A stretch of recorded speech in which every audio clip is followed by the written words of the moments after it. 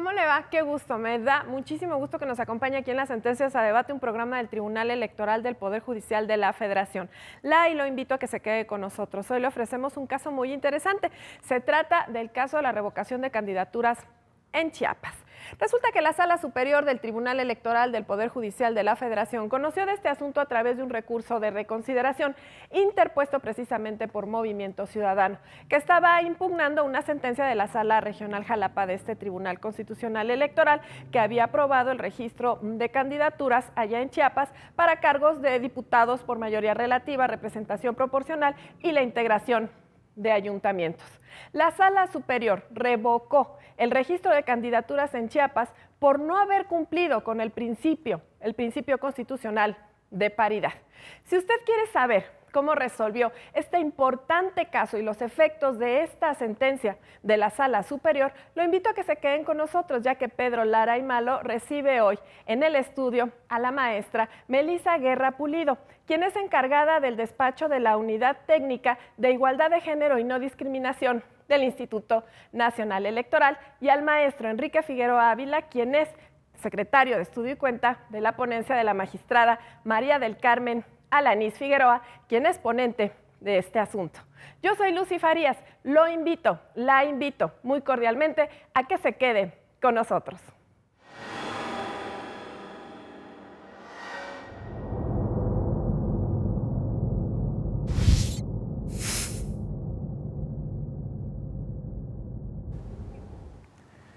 Como siempre, les damos la más cordial bienvenida a su programa Las Sentencias a Debate del Tribunal Electoral del Poder Judicial de la Federación. Muchas gracias a Lucy Farías, quien hace el favor de adelantar la presentación de nuestros invitados. Melisa, bienvenida. Muchas Enrique, gracias. Muchísimas gracias por estar con nosotros. Hola, Melisa. Y en esta ocasión vamos a hablar sobre el recurso de reconsideración 294 de este mismo año, de 2015, relativo a la impugnación que el partido Movimiento Ciudadano hace de un juicio de la Sala Regional Jalapa, pero que curiosamente fue interpuesto por otro partido político, en este caso el Partido Acción Nacional, y comparece en todo caso el partido Movimiento Ciudadano como tercero interesado de ese juicio. Y es una cuestión, digamos, no muy común, porque al final de cuentas se le está dando la legitimidad a este partido político para que acuda precisamente a este juicio por vulneraciones a su esfera jurídica, ¿no? ¿Nos puedes poner un poco, Enrique, en el contexto de este asunto, que además promete ser pues una sentencia fuerte, como habíamos anunciado justamente hace un rato fuera de cámaras? Si hay niños con sensibilidad jurídica presentes, por favor, los padres les recomiendo que los retiren de frente de la pantalla porque pueden ser realmente impresionados con esta sentencia. Es una sentencia dura, realmente, ¿no? Y muy interesante, Pedro. Así es. Gracias, Melisa, gracias, Pedro. Esta sentencia, que es el recurso de reconsideración 294, permítame, tiene algunos breves antecedentes. Por supuesto. Estamos en el contexto de la elección en el estado de Chiapas. Como todos sabemos, el pasado 7 de junio hubo elecciones federales, hubo elecciones en varias entidades de nuestro país, salvo a nivel local en el estado de Chiapas. Porque resulta que el próximo 19 de julio, allá para el estado de Chiapas, se realizará la elección de 122 ayuntamientos, la renovación de los ayuntamientos y de los diputados y diputadas que integran el Congreso de la entidad. 24 electos por el principio de mayoría relativa y 17 más por el principio de representación proporcional. En ese contexto, entonces, estamos que en el estado de Chiapas el periodo de registro de candidaturas se realizó, de acuerdo con la ley, del 10 al 12 de junio, y por ahí el Instituto Electoral de Chiapas. Una prórroga, ¿no? Exactamente. Sí, todavía sí. tomó 24 horas más y terminó el 13 de junio. Esto en atención a que el 16 de junio, es decir, 3 días después, tuvieron que arrancar las campañas electorales. ¿Qué significa esto? Que para el día 15 de junio el Instituto Electoral de Chiapas, ahora conocido como Organismo Público Local Electoral, los famosísimos OPLES, ¿verdad? Sí. En el estado de Chiapas, emite el acuerdo 71 del 15 de junio, en donde decide sobre las solicitudes de registro de las candidaturas correspondientes. Y emite el acuerdo el 15, el 16 arrancan las campañas, y el 18 de junio, como ya lo adelantabas, el Partido Acción Nacional detecta que este acuerdo 71 no colman los estándares en cuanto al mínimo de candidatas y candidatos que se deben registrar a cada uno de estos distintos cargos de elección popular. Y decide el Partido Acción Nacional formular un juicio de revisión constitucional electoral. Recordemos que en Chiapas también hay un tribunal electoral local, pero como las campañas electorales se tienen que desarrollar del 16 de junio al 15 de julio, escasos 30 días, toma la decisión el Partido Acción Nacional de promover directamente un juicio de revisión constitucional electoral.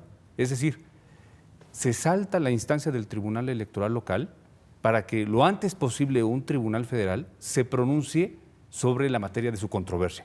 ¿Cuál es la materia de su controversia? El registro. El registro de candidaturas. ¿Por qué? Porque considera que no se está observando el principio de paridad de géneros en las postulaciones de las coaliciones y partidos que están ahorita participando en el contexto de renovación de las autoridades municipales y del Congreso local de esta entidad federativa. Así es. Bueno, en este caso nos encontramos en una situación extraordinaria, pero ¿qué tan común es, de acuerdo a tu experiencia, por ejemplo, que estás en género en el Instituto Nacional Electoral, que este tipo de cuestiones sean, por lo menos tentativamente, presentadas así por los partidos políticos? En realidad, las batallas que se han, digamos, presentado y gracias a las cuales han habido estos avances, especialmente en México, para la paridad de género, primero a través de cuotas, después a través de paridad, pues en realidad ha sido a través de organizaciones de mujeres de distintos partidos políticos organizadas buscando la defensa de sus derechos.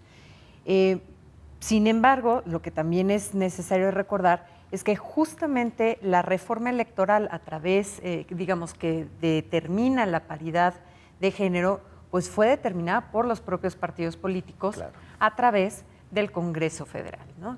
Entonces, bueno, los partidos políticos me parece que en una experiencia pues novedosa asumen este principio, aun cuando el caso es muy raro, porque, y digo que es raro, porque cuando el Instituto Estatal aprueba el registro de candidaturas, pues en realidad no se cumple bajo ninguna de las circunstancias, en ninguna de las distintas candidaturas para cargos y puestos que están en competencia, la paridad de género. Entonces, se puede entender también como una parte de la estrategia de los propios partidos políticos, ¿no? Y creo que en realidad este caso en específico, por supuesto, no se entiende sin todo el antecedente que ya nos daban, porque ciertamente es un factor específico que la jornada electoral aún no se ha llevado a cabo, a diferencia del resto de las jornadas electorales, tanto de la federal como de las 17 entidades federativas restantes que tuvieron este año jornada electoral. Y me parece que ese es un punto clave que seguramente ahorita se va a destacar, digamos, de la resolución de este caso, ¿no? Sí, además, digo, hay una cuestión que es importante resaltar, sobre todo para nuestro público y quien desea acudir a revisar precisamente esta sentencia, que es evidentemente pública, y es el hecho de que se hace un manejo, diría yo, muy transparente y muy didáctico de lo que significa realmente los precedentes.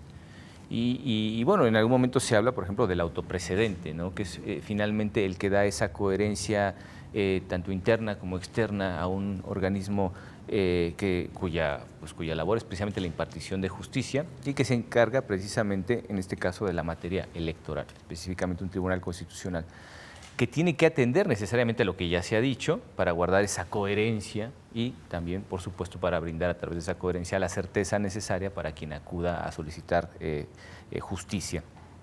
Y a mí me gustó mucho precisamente ese tratamiento que se le da a la sentencia respecto de cómo son los precedentes, el valor que tienen, la manera en la que se pueden modificar incluso, y cómo en este caso en concreto, que se hace una labor explicativa muy precisa respecto de por qué en casos concretos, a pesar de existir un precedente que pudiéramos decir de aplicación general, en el caso concreto no aplica, ¿no? Y eso es muy interesante. Por principio de cuentas, los precedentes que teníamos respecto de casos similares a este, ¿qué es lo que nos decían? Se mencionan sobre todo 4, 3 de ellos son los que se aplican al caso concreto. ¿Y qué es lo que nos dicen esos precedentes precisamente de esta sala superior? Sí, claro, Pedro. Es importante recordar que estamos hablando del derecho a la igualdad y la no discriminación. Este derecho a la igualdad y la no discriminación entre hombres y mujeres es, desde luego, un derecho humano que ya viene reconocido desde hace mucho tiempo en nuestra Constitución y en diferentes tratados internacionales. Y para tal efecto, nuestro sistema jurídico se ha venido apoyando de distinto tipo de herramientas para hacerlo efectivo, para materializarlo. Ya Melissa lo adelantaba con mucha exactitud. Hubo una época en que hablábamos de cuotas, ¿verdad? Las cuotas de género, pero resulta que en el año 2014 la reforma constitucional llevó esto a un grado superior todavía más, que estriba en la paridad. En pocas palabras, 50-50, para decirlo de manera muy lisa y llana. Esto reconociendo que la sociedad mexicana está compuesta mayoritariamente por mujeres, aproximadamente 51-49, estamos hablando de cifras de este tipo. Entonces, una de las líneas esenciales de la política de nuestro país es reconocer esta situación y que en todos los órganos plurales de representación política esto se vea reflejado con la mayor exactitud posible. Claro. Y la reforma constitucional del año 2014 llevó esto al artículo 41, mandatando esencialmente que en principio los congresos tienen que conformarse de esta manera. Y se establece esto como un principio, la paridad. Y efectivamente, ustedes lo adelantaban, antes de esa sentencia REC 294, hay 4 asuntos muy relevantes que se vinieron dando con motivo de lo que también apuntaba Melissa, la elección federal del 7 de junio y las 17 de las entidades federativas, que fueron 4 asuntos muy interesantes en donde, como vamos a ver a continuación, el Tribunal Electoral tuvo distintos puntos de vista para llegar a este punto culminante del 294. Estamos hablando de los asuntos 46, recursos de reconsideración 46, 85, 90 y 97. Esto que parece un número telefónico en realidad, ¿verdad? Estamos hablando de casos de entidades federativas muy interesantes. Estamos hablando de los casos de Morelos, de Nuevo León, de Sonora y del Estado de México, en donde se trajo al Tribunal Electoral distintos planteamientos relacionados con el tema de paridad de género. Y por supuesto, como vamos a ver, hubo distintas determinaciones alrededor de estos casos. Principalmente los 3 últimos, ¿verdad? El 85, el 90 y el 97, que están consultables en la página de internet del Tribunal Electoral, ¿verdad? Lo que ponen sobre la mesa es que se puede ver en aquellas entidades federativas para la conformación de los órganos plurales de representación política que no se cumple la paridad de género. Las postulaciones no cumplen este estándar y este tema llega hasta la Sala Superior. Y en aquellas sentencias lo que se pone sobre la mesa es que ya habían iniciado las campañas electorales. Y en ese momento, obligar a los partidos políticos a efecto de cumplir una obligación que no estaba absolutamente clara, porque habíamos dicho hace un momento, está clara para los congresos en el artículo 41, no para los ayuntamientos, y ese fue uno de los temas centrales que se analizan en estas 3 últimas sentencias. Y en ese momento la Sala Superior dice, bueno, ya está claro que existe esta obligación, pero como no era tan expresa, sino es producto de una interpretación de la Constitución, de los tratados internacionales, en ese momento, en estas 3 sentencias, se llega a la decisión de ya no es posible, ya no es más, puede causar mayor daño a un proceso electoral. Obligar ahorita a los partidos políticos, al electorado, a hacer cualquier ajuste, sopesando las consecuencias y los beneficios que esto podría generar. Pero efectivamente, ya lo adelantabas, el 294 está en una situación completamente distinta que vamos a ir desmenuzando en un momento más. Sobre todo hay una cuestión que también creo que es muy importante, y es que esta paridad de la que hablamos, una cuestión es hablar de ella formalmente y otra cosa es su implementación material. Y tiene otros alcances porque además hablamos de dos formas diferentes, una complementaria de la otra, que hablamos de la paridad vertical y de la paridad horizontal, que ya son componentes que extienden mucho más allá y que van precisamente a hacer efectiva la paridad ya en la integración de los propios órganos y no solamente en la mera postulación, ¿no? Yo creo que al respecto hay una cosa que no debemos de perder de vista y seguramente se comentará más adelante. La ley electoral, en el caso de Chiapas, en realidad es una ley muy adelantada. Tiene algunos elementos que ni siquiera tiene la propia ley federal que propicia, digamos, justamente esta paridad. Y lo que vemos es que en realidad eso no sucede. Entonces es muy interesante ver cómo la ley es muy importante, es necesaria, pero no es suficiente en muchos de los casos. Y entonces, para poder cerrar la pinza, lo que está en este caso cerrando de la pinza es justamente la sentencia, ¿no? La sentencia por un lado y por otro, evidentemente, también lo comentábamos, es imposible entender esta resolución de manera aislada. Hay que entenderla bajo todo el bagaje que venía ya construyendo el Tribunal Electoral, los tribunales locales sobre esto y, por supuesto, las jurisprudencias que finalmente se dan justamente cuando se resuelven los casos que se referían, pues son muy importantes y dan un paso para definir justamente esto que llamamos la paridad horizontal y la paridad vertical. Al respecto, a lo mejor vale la pena recordar qué es lo que se entiende por paridad vertical, que es justamente pensar en los ayuntamientos. Los ayuntamientos están conformados por la presidencia, por los síndicos, por los regidores, y la idea es que en un mismo municipio, cuando veamos y contemos a las y los candidatos, pues estén en paridad de género. Cuando hablamos de la paridad horizontal, lo que vemos es dentro de una entidad federativa que todas las candidaturas por presidentes municipales tengan el mismo número de mujeres que de hombres y así en el resto. Entonces, en realidad esta es una discusión que tenían muchos de los grupos, por supuesto las feministas. Cuando viene la reforma, veíamos ahí esa laguna y decíamos, ¿y qué pasa con los ayuntamientos, no? Estábamos muy preocupadas en ese sentido por muchas razones. La principal es que es justamente donde en México hemos tenido la menor representación, la representación más baja de las mujeres. Si bien es cierto, habíamos tenido un incremento en la representación de las mujeres en los congresos, en el Congreso Federal, en los congresos locales, la parte, digamos, la parte más delgada del hilo estaba justamente en los ayuntamientos. Que es la forma más cercana de gobierno a las personas, o sea, es... Además, ¿no? Que es además donde las mujeres tienen generalmente una relación mucho más cercana con la comunidad. Pero además hay otro elemento. No estábamos atendiendo con esta reforma una recomendación muy específica que había dado la CEDAW, que era cuidar. Por supuesto, digamos, reconocía la CEDAW los avances que se habían dado específicamente en el proceso de 2012 en lo federal, en la representación femenina, pero reconocía también esa falta que todavía teníamos para llegar a los municipios, ¿no?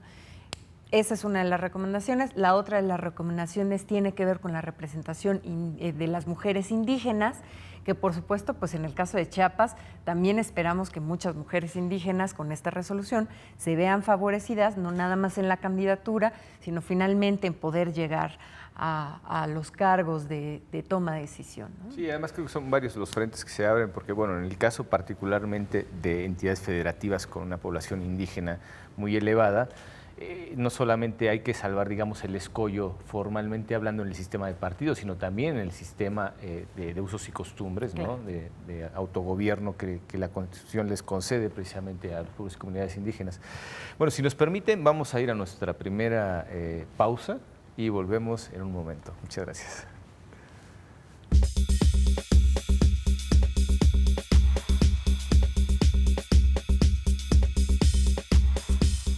Hola, soy Rodrigo Morales, te invito a votar.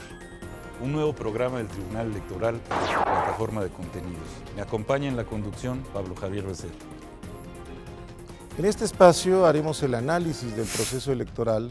Tendremos invitados, académicos, analistas y los titulares de las instituciones electorales que nos ayudarán a entender a los ciudadanos qué es lo que está ocurriendo a lo largo de las etapas de este proceso electoral. Que la jornada electoral es la gran fiesta de México y que vamos todos a votar con alegría. Pues yo voto por una gran fiesta ciudadana el próximo 7 de junio. Nuestra obligación como mexicanos es tener y buscar la información necesaria para emitir un voto razonable. Yo voto por elecciones justas, por elecciones libres y por elecciones limpias.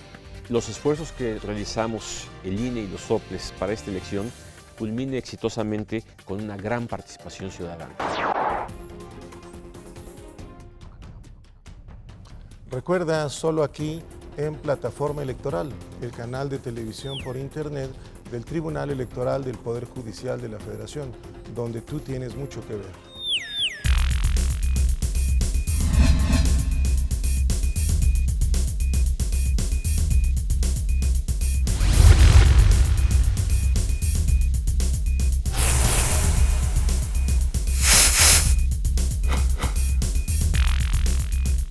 Este año, elegiremos diputados federales y autoridades en 17 entidades federativas. Las y los mexicanos podemos tener la certeza de que contamos con instituciones fuertes. Muestra de ello es el reconocimiento que recibió el Tribunal Electoral como la mejor institución electoral del año, entre órganos de todo el mundo. Lo que ratifica nuestro trabajo de cara al proceso electoral 2015. Tribunal Electoral del Poder Judicial de la Federación. Tú tomas la decisión, nosotros la protegemos.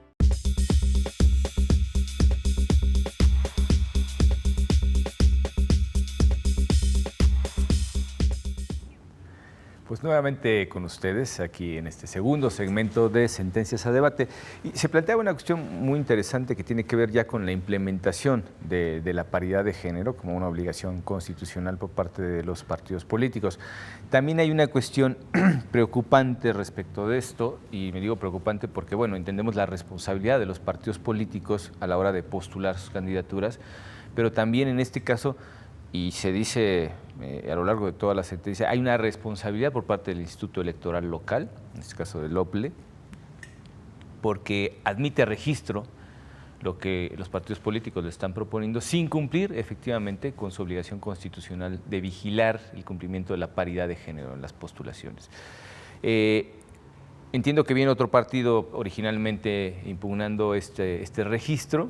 Ya habíamos adelantado un poco que el Partido Movimiento Ciudadano finalmente se sube al tren, digamos, de la impugnación, y es quien viene a esta sala superior aduciendo diferentes agravios respecto de lo resuelto primero por el Instituto a la hora de admitir a registro precisamente las candidaturas postuladas por los partidos, pero también después la resolución de la Sala Regional Jalapa, a través del juicio de revisión constitucional 114 de este año también. ¿Qué es lo que se dice en la resolución que vienen a combatir precisamente aquí, que es la que corresponde a la sala regional respecto originalmente del acto impugnado que era el registro de las candidaturas? Sí, Pedro, fíjate que el 18 de junio se presenta esta demanda de juicio de revisión constitucional electoral ante el Instituto de Elecciones y Participación Ciudadana del Estado de Chiapas. Que por cierto tardan una semana en tramitarlo. Llega a la Sala Regional Jalapa, efectivamente, el 25 de junio, o sea, una semana después.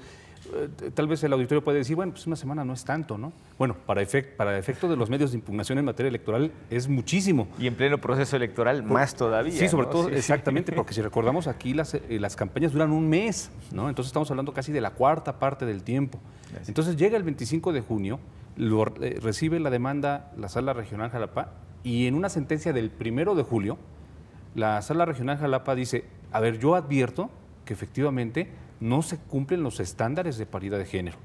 Y dice la Sala Regional, esto es incorrecto, pero también veo, dice la Sala Regional Jalapa, que a la fecha en que estoy dictando esta sentencia ha transcurrido por lo menos el 33% del periodo de campañas.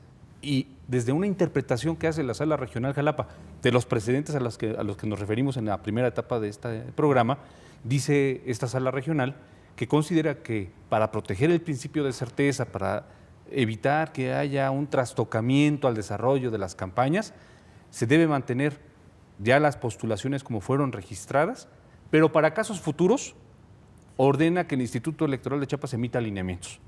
Y también en su sentencia dice finalmente, y bueno, también como veo que hubo un retraso injustificado en el trámite de esta demanda de juicio de revisión constitucional electoral, impongo como medio de apremio una llamada de atención al Instituto Electoral de Chiapas y una vista al Instituto Nacional Electoral para que determine si hay alguna responsabilidad al respecto. Este es el contenido de la sentencia del juicio de revisión constitucional electoral. Que es el que se viene impugnando. Exactamente, que es el SX-JRC 114/2015. Y efectivamente, recordemos, y vuelvo a insistir, que esta demanda originalmente la planteó el Partido Acción Nacional. Como tú ya bien lo anotaste, ahora tenemos aquí, contra esta sentencia del juicio de revisión constitucional electoral, un recurso de reconsideración que es identificado aquí en la Sala Superior con el número 294 y que ahora es promovido por el Partido Movimiento Ciudadano, ya no por el Partido Acción Nacional.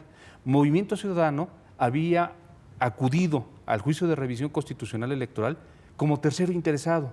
Y es algo que llama la atención porque, en principio, el tercero interesado lo que busca, en principio dice la ley, es que perviva, que se confirme el acto impugnado. Es decir, como si Movimiento Ciudadano hubiera querido que los registros del Instituto Electoral de Chiapas pervivieran. Como estaban, claro. Exacto. Pero también nosotros advertimos aquí en Sala Superior que en realidad lo que él pretendía es que se observara la ley, que como lo hacía valer el Partido Acción Nacional, se respetara el principio de paridad en las postulaciones correspondientes. Y eso es uno de los aspectos que destaca ahora la sentencia que vamos a empezar a desmenuzar a continuación. Sí, debió haber sido un litisconsorcio o algo similar. Así sí, efectivamente. ¿Qué es lo que en general crees tú, Melissa, que pudiéramos resaltar particularmente de la cuestión procesal? Digo, ya iremos en su caso al fondo, precisamente en una justificación de que se le abra la puerta y se legitime a este partido, ya no por el hecho de haber venido como tercero interesado, sino porque creo que se trata de una cuestión además de interés público. Los partidos políticos, al final de cuentas, tienen la legitimación abierta para poder acudir a estas cuestiones en defensa de intereses difusos, eso lo sabemos. ¿Qué es lo que hace de los intereses difusos precisamente de interés público? Pues bueno, una cuestión como esto, que es de paridad de género, la integración de autoridades, la postulación de candidaturas, la igualdad entre hombre y mujer, no creo que encontremos una cosa de mayor interés público que esta, ¿no? Entonces, creo yo que más allá de estas cuestiones, digamos, que técnicamente se explican muy bien en la sentencia, cualquier partido político podría haber venido realmente a impugnar una sentencia como estas, por lo menos alguno del estado de Chiapas, ¿no?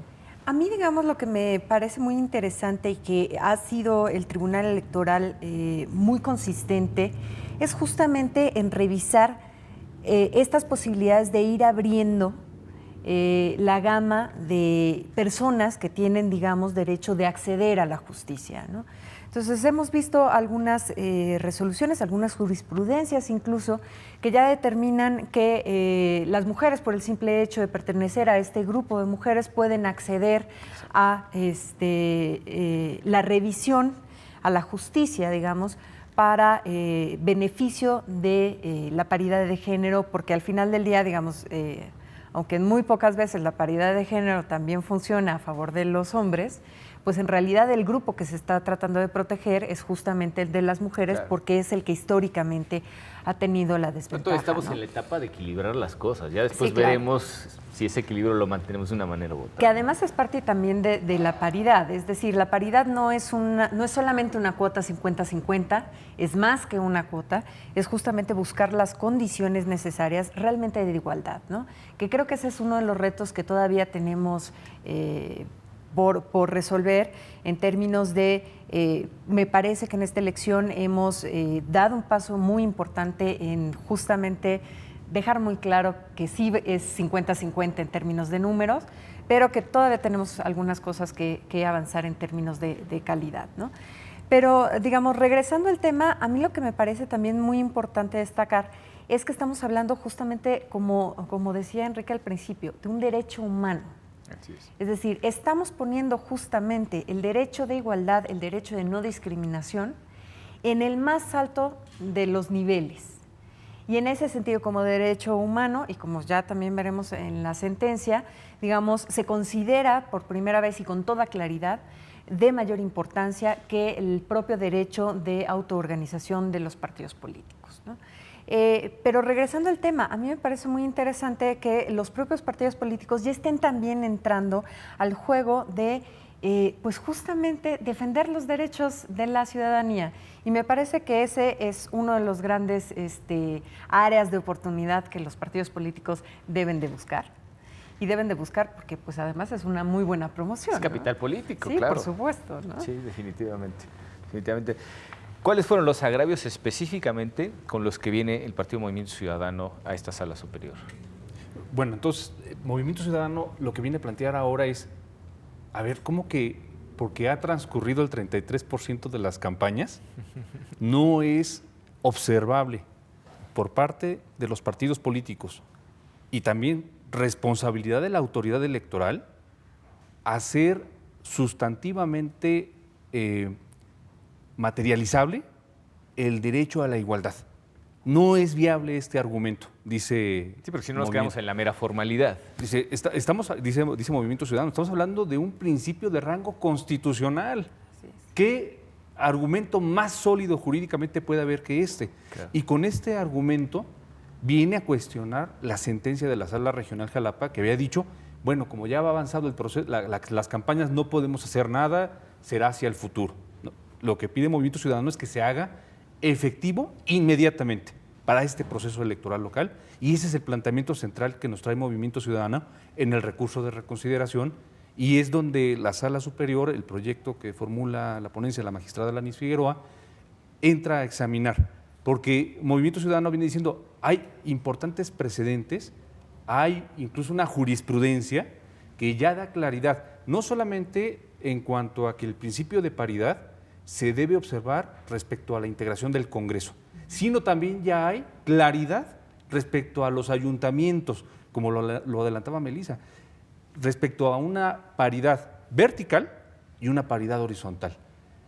Y Movimiento Ciudadano lo que dice es, no se está observando nada de esto, ni por la sentencia de la Sala Regional, y mucho menos por el Acuerdo 71 del Instituto de Elecciones y Participación Ciudadana del Estado de Chiapas. Entonces, este es el planteamiento de la litis en este asunto propiamente. Claro, y además en los otros asuntos había una cuestión también de fechas en las que no se podían dar por informado respecto precisamente de esos últimos avances, particularmente a la paridad horizontal referidos, respecto de la forma en la que iban a presentar esas candidaturas.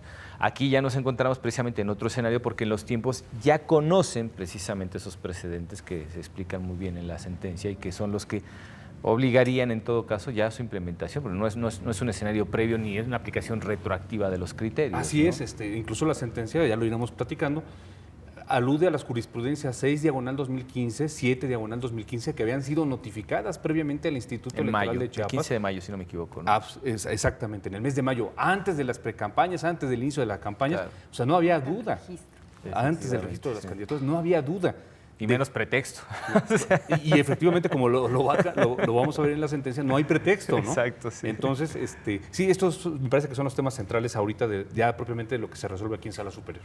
Ya una vez que se informa jurisprudencialmente, que se hace pública, se hace público el criterio novedoso precisamente, yo creo que se está dando un gran paso en ese mismo sentido de tratar de materializar lo que ya formalmente encontrábamos, ¿no? Porque si hablábamos, incluso yéndonos hasta las cuotas, ¿no? Había cuotas de 50-50, lo cual diríamos, bueno, pues ya es la paridad. No, en el sentido estricto, la paridad es la formalización de todo eso y además cuestiones como, por ejemplo, el hecho de no postular candidatos de un solo género, entiendo que las mujeres, porque finalmente son las que suelen ser discriminadas, en sitios donde no tienen ninguna oportunidad de ganar, ¿no? Así es, lo mismo pasa, digamos, con las sustituciones, es decir, cuando van por fórmulas, en el caso de que la titular sea una mujer, entonces también debe de ser una mujer quien la sustituya. Claro, ¿no? Evitar las Juanitas. Exactamente, sí. Digamos, toda esta historia. A mí lo que me parece muy interesante justamente de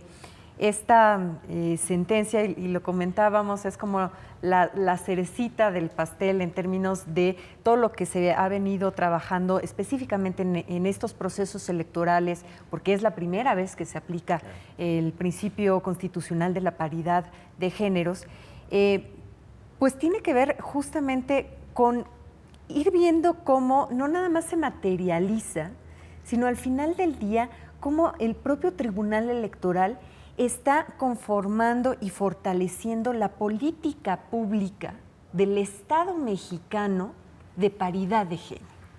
Esa no es una cosa menor, es una cosa en realidad muy importante. Y lo asume además como discurso propio, que eso es fundamental. Por supuesto, porque además lo interesante es, digamos, que se conjunta todos los elementos del Estado mexicano. No es nada más el Poder Ejecutivo que dice va un proyecto para la modificación, no es nada más el Poder Legislativo que dice aquí está la modificación, la reforma constitucional y las reformas legales, no es nada más la parte de los institutos electorales que tenemos la responsabilidad administrativa de implementar estas acciones, sino es también el Poder Judicial que digamos entra a, como decía yo, cerrar la pinza para realimentar, construir y fortalecer esta política pública, ¿no?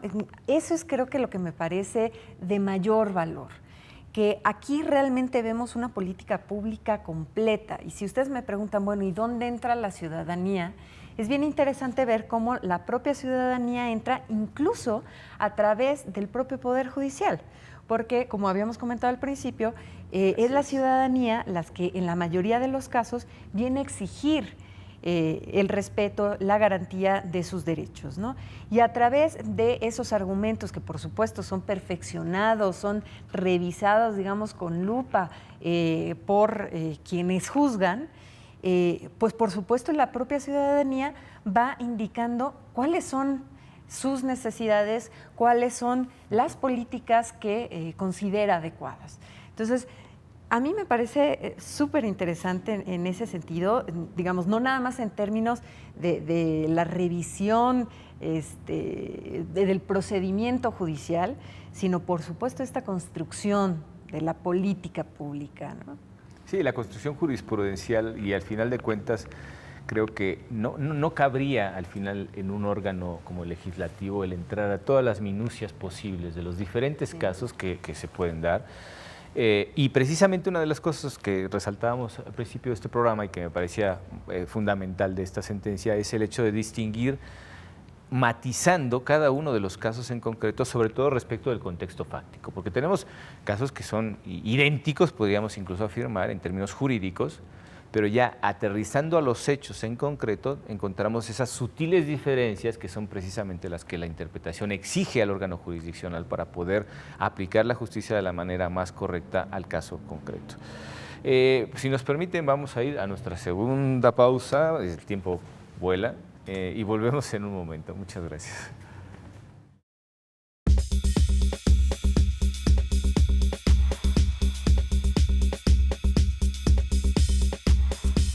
En el Tribunal Electoral protegemos los derechos político-electorales de las y los mexicanos.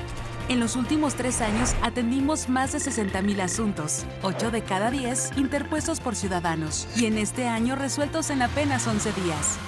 Trabajamos por la igualdad entre mujeres y hombres y por la autonomía de los pueblos y comunidades indígenas. Somos referencia para tribunales locales y extranjeros. Tribunal Electoral del Poder Judicial de la Federación. Tú tomas la decisión, nosotros la protegemos. Esto es Sentencias a Debate, tu espacio televisivo del Tribunal Electoral del Poder Judicial de la Federación, en el que comentaremos, discutiremos y debatiremos las sentencias de este órgano jurisdiccional. ¿Por qué es importante esta acreditación? Bueno, porque una vez que ya se acreditan a nivel local, tienen derecho a recibir determinadas prerrogativas, entre ellas el financiamiento público ordinario que otorga el Estado a partidos políticos nacionales y también el derecho a nombrar representantes ante este órgano administrativo electoral. A la luz de los principios de transparencia y máxima publicidad, conocerás las razones y las finalmente jurídicas por las cuales se deciden determinadas cuestiones en las sentencias precisamente de este tribunal en materia electoral. Recordemos que los tribunales electorales locales no solo conocemos de juicios de inconformidad que tengan que ver con una elección de tipo constitucional, conocemos también de juicios de protección de los derechos político-electorales del ciudadano o de las personas. Te invito a que nos acompañes en Plataforma Electoral, canal de televisión a través de Internet, donde tú tienes mucho que ver.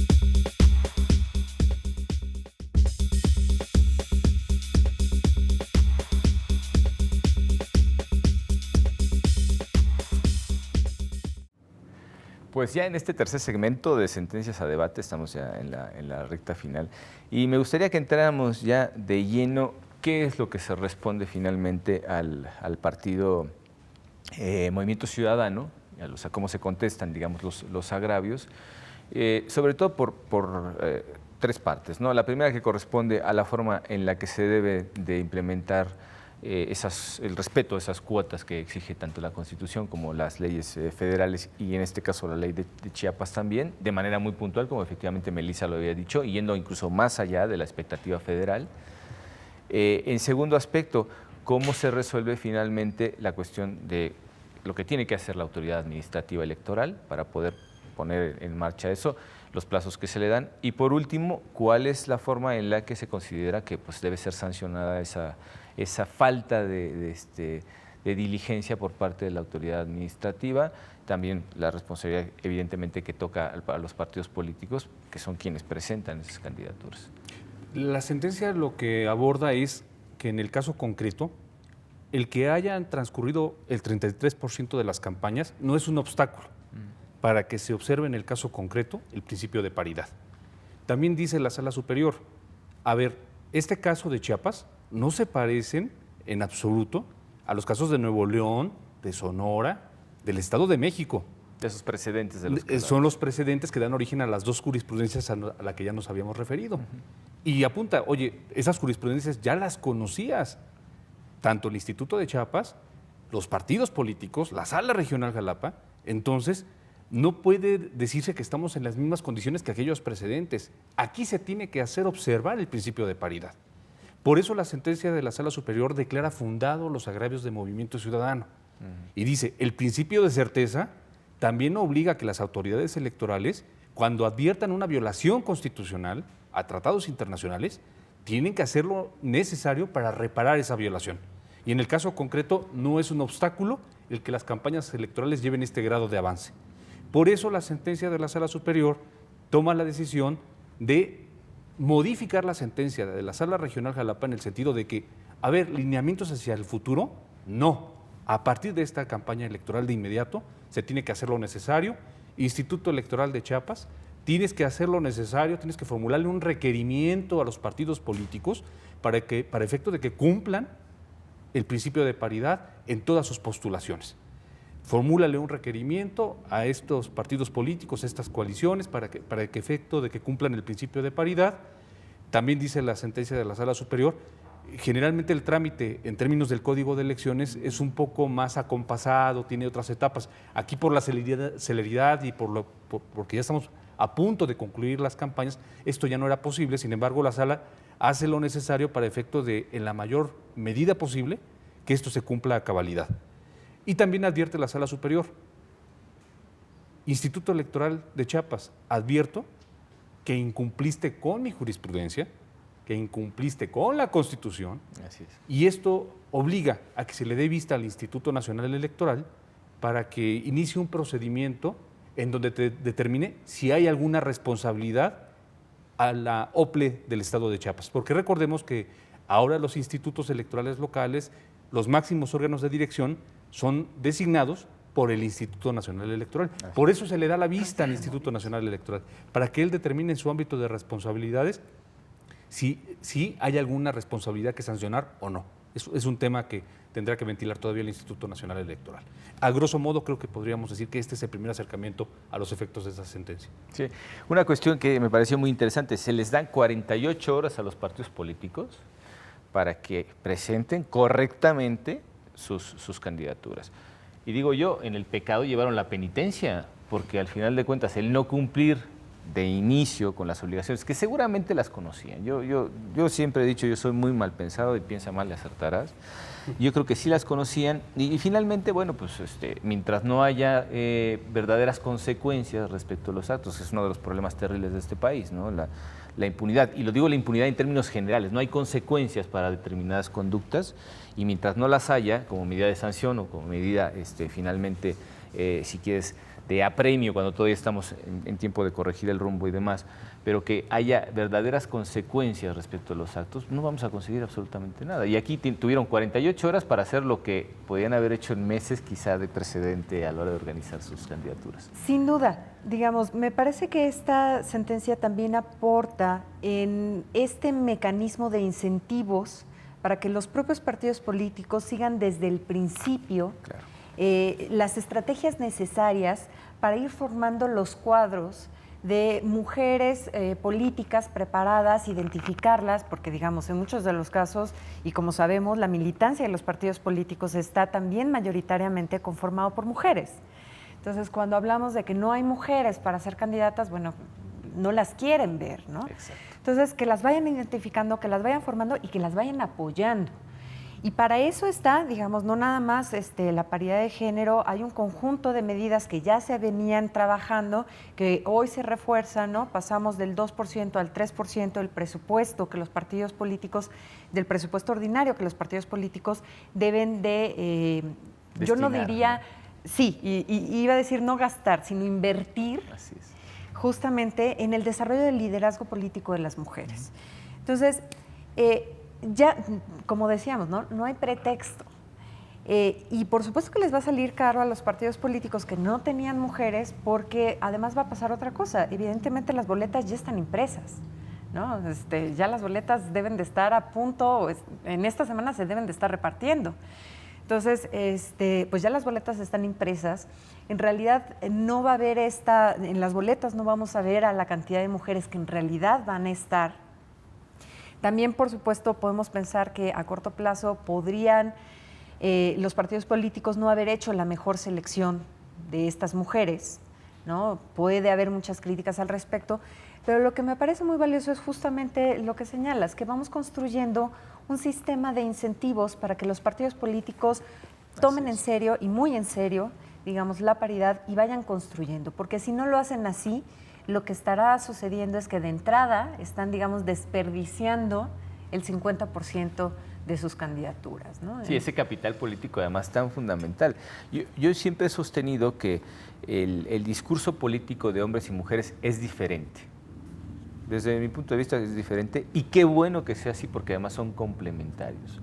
Es decir, cuando hablamos, por ejemplo, de grupos vulnerables, no es cuestión de conmiserizar a esas personas que están en la desventaja, sino es el hecho de decir, es que ellos también forman parte de la sociedad. Por supuesto. O sea, les guste o no les guste a algunos, porque desafortunadamente en el caso de las mujeres todavía hay mucha misoginia y hay cuestiones que son difíciles de superar culturalmente, pero están allí, son parte de la sociedad y merecen exactamente las mismas oportunidades y ser representadas en la misma proporción que el resto de quienes no tienen precisamente esa situación de desventaja o de vulnerabilidad en general. Y todas las acciones, porque muchos pensarán, bueno, pues ¿por qué ahora se está favoreciendo a las mujeres de manera tan flagrante?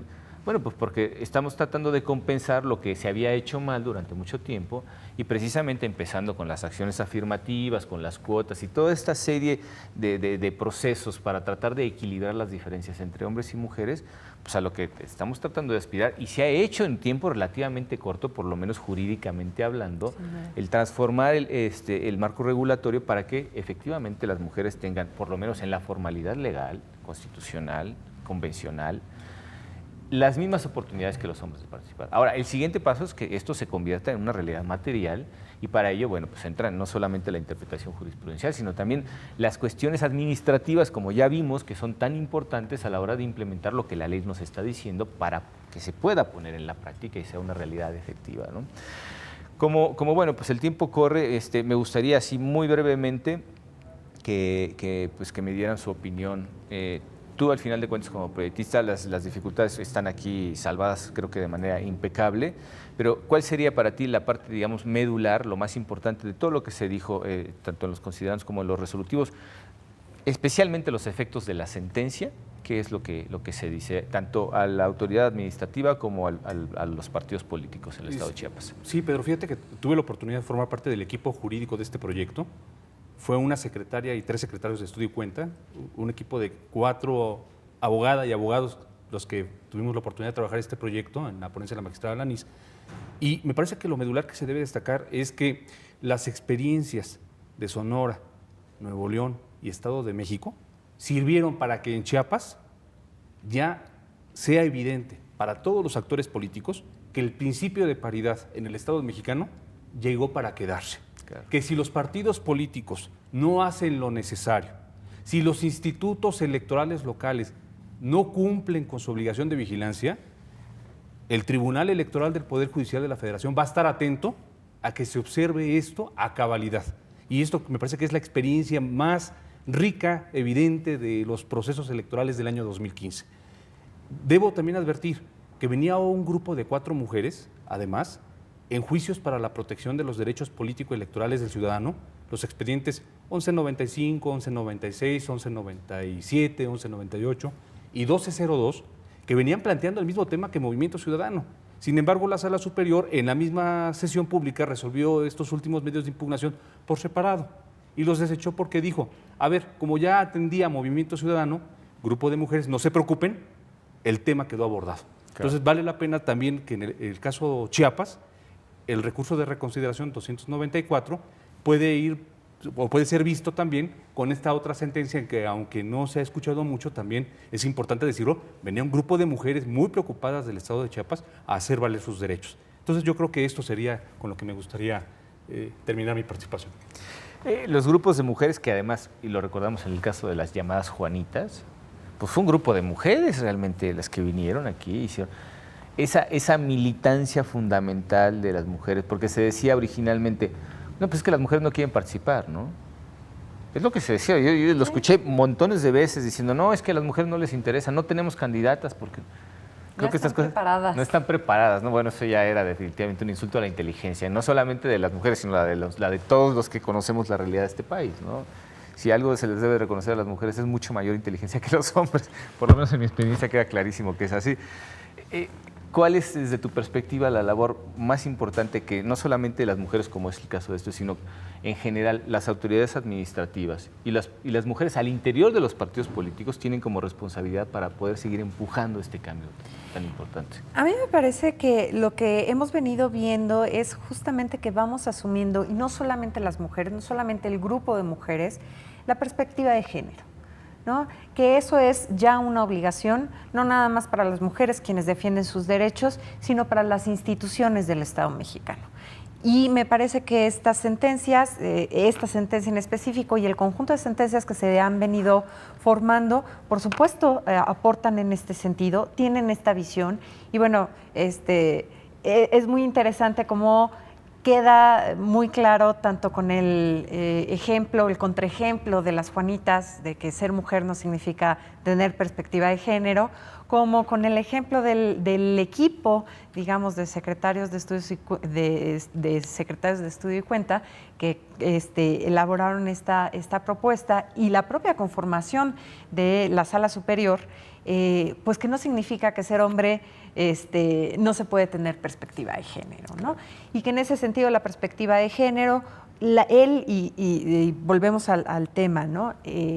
Es finalmente poner el derecho de la igualdad y el derecho de la no discriminación justamente en el nivel más alto, que es el nivel que corresponde siendo un derecho humano. Entonces, bajo esta lógica, me parece que el Estado mexicano se está empezando a comportar, cosa que me da mucha alegría, y ciertamente que todos los actores que estamos al tanto, pues vayamos asumiendo cada vez con mayor responsabilidad esta perspectiva y esta obligación que tenemos, sobre todo desde las instituciones del Estado mexicano. Ya por último, me gustaría, retomando lo que a la letra dice la sentencia, me gustaría leer a nuestro público los criterios que finalmente habrían de cumplir tanto los partidos políticos como las autoridades para aplicarse de manera inmediata en estas elecciones. Y creo que es muy interesante, sobre todo para que quienes hacen el favor de brindarnos su compañía conozcan dichos criterios de manera muy clara, porque además son criterios que se van a aplicar ya de manera general en todas las elecciones.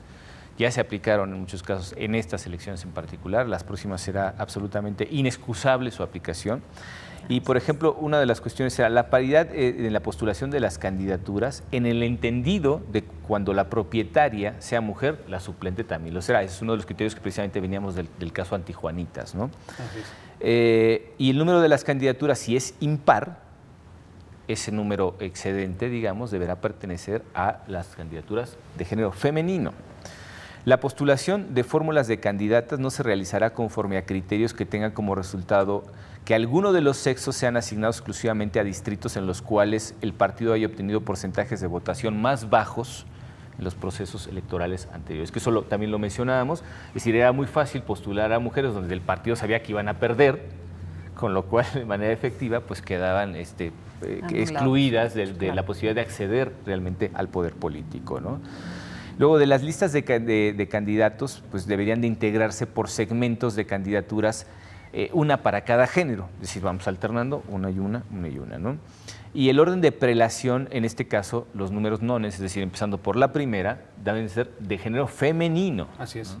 Y ya no hacer trampa, porque una de las cuestiones que precisamente creo que atajó la paridad horizontal fue precisamente el ir intercalando ya en cada uno de los ayuntamientos, es decir, si hay 122 ayuntamientos, creo que en este caso es una cantidad enorme, decir, bueno, pues en esos 122 en su conjunto debemos de observar que haya precisamente una alternancia para que sea equivalente el número de mujeres al número de hombres. Y ya no solamente en la integración vertical, que son esas candidaturas para la presidencia municipal, para los síndicos, etcétera, ¿no? Así es. Entonces, seguimos avanzando, ¿no? Paridad en la postulación de candidatos de los ayuntamientos, el mismo criterio o los mismos criterios en general que para, en este caso, las diputaciones locales, ¿no?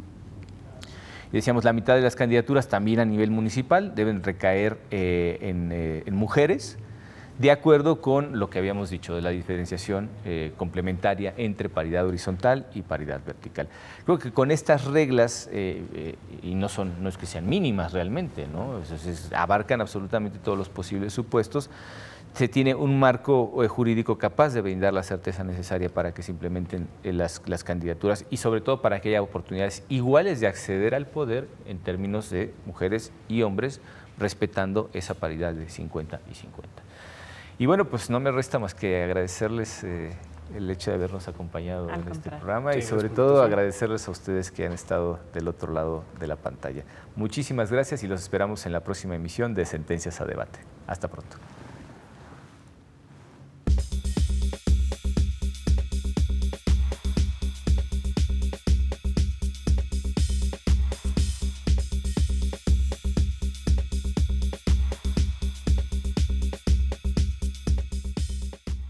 Este año, elegiremos diputados federales y autoridades en 17 entidades federativas. Las y los mexicanos podemos tener la certeza de que contamos con instituciones fuertes. Muestra de ello es el reconocimiento que recibió el Tribunal Electoral como la mejor institución electoral del año, entre órganos de todo el mundo. Lo que ratifica nuestro trabajo de cara al proceso electoral 2015. Tribunal Electoral del Poder Judicial de la Federación. Tú tomas la decisión, nosotros la protegemos.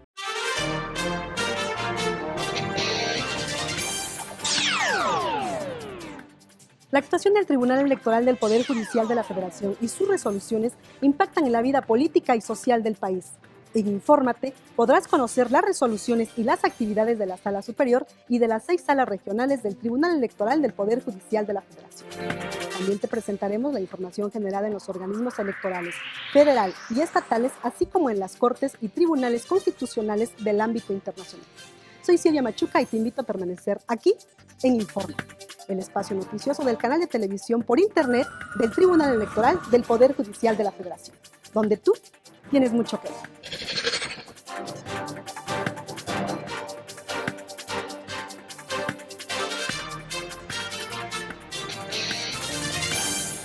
La democracia es cuestión de todos los días y de todos los ciudadanos, de grandes y pequeñas decisiones. En el Tribunal Electoral trabajamos para que tu voz sea respetada. Resolvemos a favor de la igualdad política entre mujeres y hombres. Defendemos las decisiones que toman con autonomía los pueblos y comunidades indígenas. Nuestras sentencias garantizan el respeto a tus derechos político-electorales, consolidan nuestra democracia. Tribunal Electoral del Poder Judicial de la Federación. Tú tomas la decisión. Nosotros la protegemos.